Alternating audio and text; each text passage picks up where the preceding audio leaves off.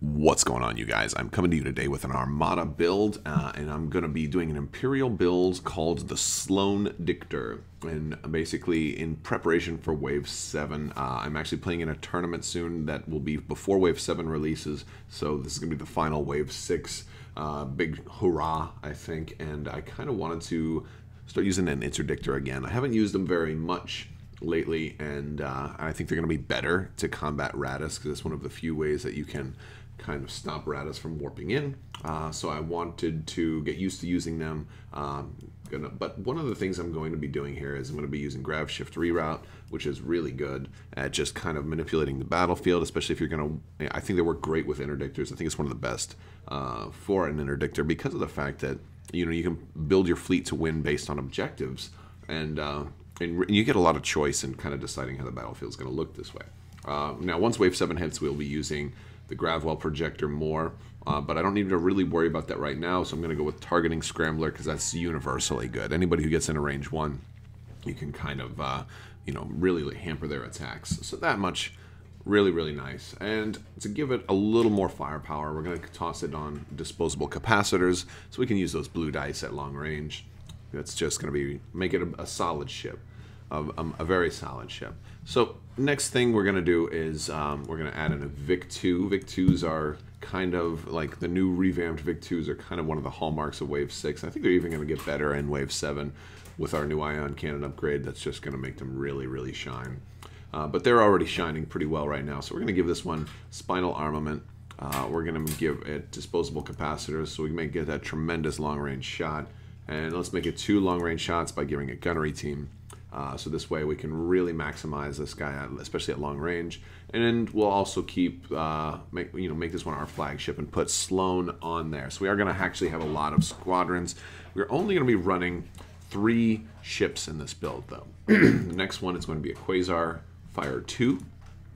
Quasar Fire 2, great ship. We'll get that long-range anti-squadron, and really the 2 weapons teams, which I just really enjoy. And so we're going to take advantage of that. One, I'm going to do flight controllers, so we can make the squadrons that this activates get the extra blue die. That's just going to be great for dealing with enemy squadrons. But I'm also going to go ahead and go with ruthless strategists here. So if I need to take out enemy ships, or if somebody's got a scatter and it's just hard to get damage through to them, I can kind of make sure I can force 1 extra damage there.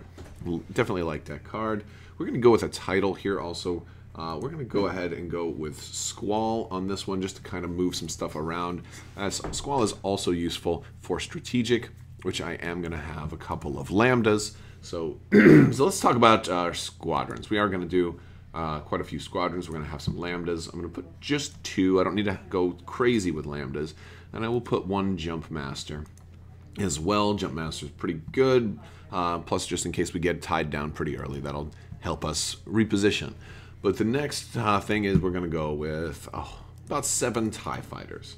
Now we're going to this is going to give us a lot of squadrons, so this gives us 10 total squadrons. So it's a pretty good amount. TIE fighters are cheap. They work great with Sloane. They're just all around wonderful. So that's going to be the crux of it. They'll still represent a moderate threat to ships as well, especially with Sloane. So I like that. I think the TIE fighters are going to work out great. Now we have to talk about objectives at this point, because we're all the way at 400 points. We're not going to end up getting first player. So our objectives are actually going to be very important. So what I've done once before when I was using interdictors, and I tried to focus on things that we could move around. So for the red one, I'm definitely going to go with Station Assault, because now where I would normally place these stations, I can pull them back farther to me and make it much more difficult for an opponent to actually take shots on the station. This is going to be just great, and it's going to probably mean 80 points for me. So that's going to be fantastic. Next one, I'm going to go with Fire Lanes.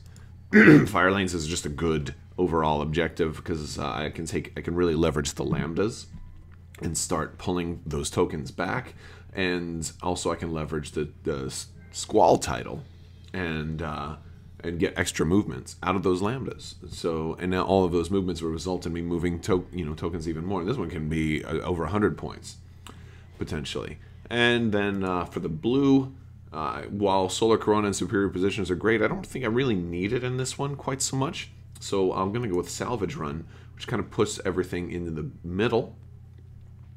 And yeah, and that one's pretty nice. I get, you know, I really get to take advantage of all the parts of my build here, because you know, my grab shift reroute is going to be able to completely rearrange the middle and put most of the worst stuff towards the opponent, and you know, and make it safer on my side.